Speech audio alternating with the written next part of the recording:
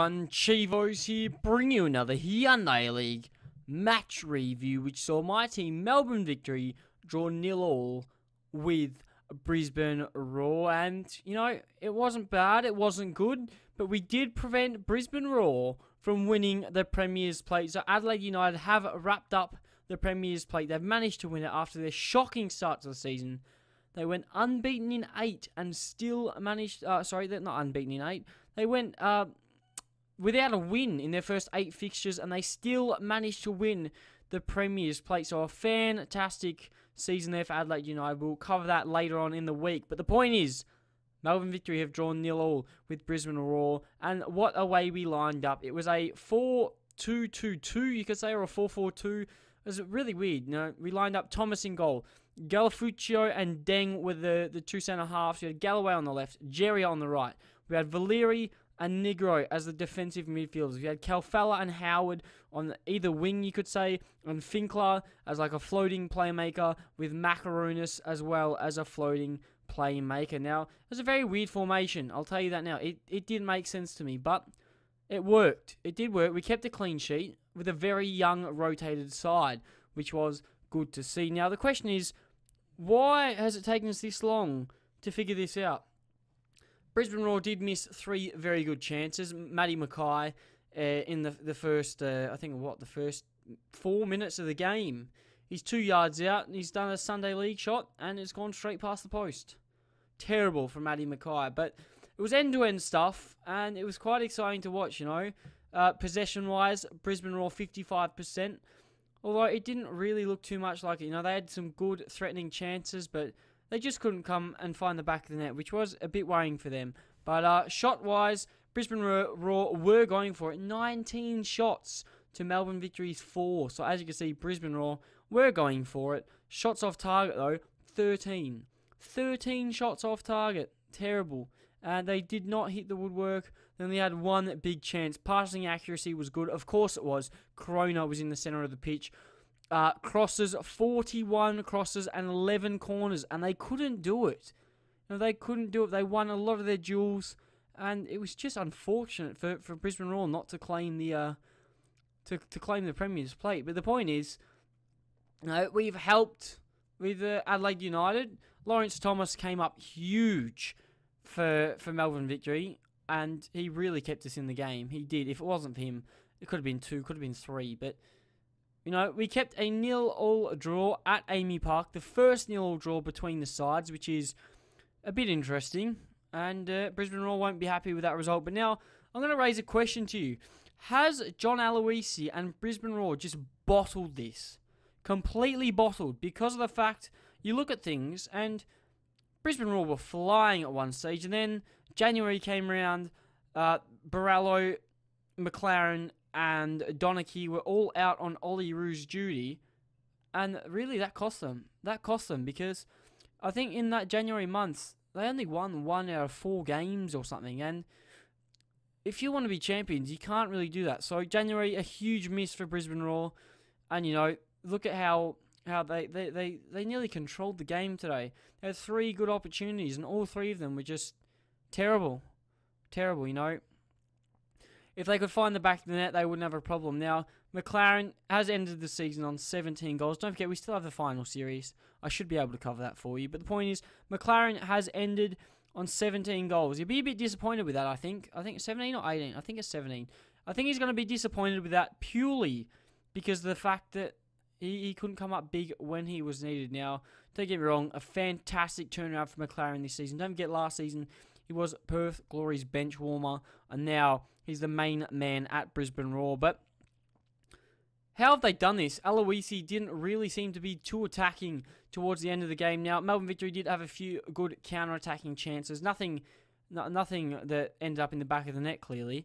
But they did have some good chances. Now, the thing is, if you're going for the title, alright, this is in my point of view. If you're going for the title, would you not throw on all your attacking players and just push a really high line, get as many balls into the box as you can? Because, you know, you've kept a clean sheet for so long, And after realising time ticking down, you got 60 minutes, 65, 70, 75. He's probably thinking, man, where are we going to get this goal from? We need some creative talent. Or we need luck. We need luck. And what has he done? He's bottled it. Do you know why? Yes, he made his substitutions, but I don't think it's worked out for him. If you're going for the bloody title, you need to put everyone forward and try and score. You know, it's better going for it rather than conceding a goal. If you concede a goal, well, then you got to score too. And how are you going to score? By putting men forward. You know, he was so worried about conceding that the attack was just a shambles. You know, they should be doing better. Matty Mackay, you've cost your team after 4 minutes. That would have crushed Victory. I'm telling you, we had a young squad. That would have hurt them. And looking at it, I think it was Enrique had a close chance. Browich open at the back post and couldn't put it away. You know, it was terrible. Tommy Orr went close as well. But the point is, Brisbane Roar, you need to focus. You're going into the final series. You're the favourites going into the final series. It's probably going to change now that Adelaide have won the Premier's Plate. But that is shocking. You need to learn how to shoot and how to attack. You know, you've scored so many. You put 5 past us last time we played, and now you can't do it. You just can't do it. So I'm not too worried. You know, let's talk about Melbourne Victory for a minute because we played a very young side. We had Galafuccio, who's barely played this season. We had Howard start. We had Negro start as a defensive midfielder, not in the right back role, in his preferred defensive midfielder role.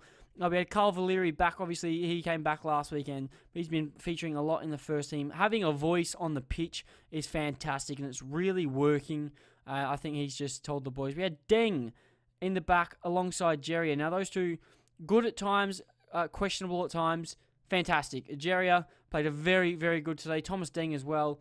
He looked like a rock. But Galafuccio, I'd have to say, I'd probably have to give him or Lawrence Thomas man of the match. No doubt about it. Those two, fan-bloody-tastic. You know, Thomas keeping us in the game. But not only is he keeping us in the game today, it's been a number of weeks now. I think it's 3 weeks in the Champions League. Double saves. And then last week, we've Lawrence Thomas, fantastic. You know, absolute turnaround. When we shipped 5 against Brisbane Roar, Vukovic was in goal. You know we're in trouble. We knew we were in trouble. We've kicked Vukovic out. We've put Thomas in. Just like we did last season when Ko got injured, we sucked Thomas in. Fantastic. Now, Thomas is living up this at the end of the season. Now, the question is, in the final series, I think we're still going to play Lawrence Thomas. If we don't, we're stupid. Vukovic, I didn't rate him at the start of the season. Yes, he's had some good games. I didn't rate him that highly, though. And Lawrence Thomas, fantastic. I think we should have him as our number 1. He should be our number 1. He is incredible. Now, obviously, it's hard to be that consistent over the whole season as a goalkeeper. But the point is, if he's playing this good, why not play him for the whole season? Make him our number 1 or make our number 1 fight for their spot. Because we might not have finished 6th. If Lawrence Thomas was keeping all season, we might not have finished 6th. We could have even finished top of the table. But, you know, we've got through. That's the thing, we got through last week. We're definitely through. Now, the question is, we do have fixtures to play that go on tomorrow. Let me just bring up my table here, my current live table, because this will give me a bit of an insight. It won't give me everything, but Western Sydney play tomorrow. If they win, they will go up to 2nd. You see, we're going to play 3rd. So, we could be playing against Brisbane Roar again. Or if Perth Glory manage a win, Western Sydney manage a loss, Perth Glory could go to 3rd, and we could play against Perth Glory. So it looks like we're going to play against Western Sydney or Perth Glory. Both teams I don't really want to play. Perth Glory, I definitely don't want to play. They are a very good side. They are in form at the moment too. Need to be careful of Perth Glory. And on the other hand, we have Western Sydney Wanderers. We did beat last weekend. Was it last weekend?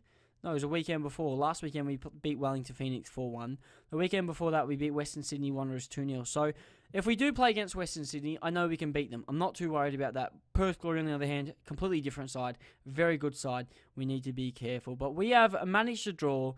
We've put the Premier's Plate out of Brisbane Roar's hand and given it to Adelaide United. So there you go. A 0-0 draw, a young squad. I'm more than happy with that. But if you've enjoyed the video, don't forget to smash the like button. Subscribe to see more Hyundai A-League content.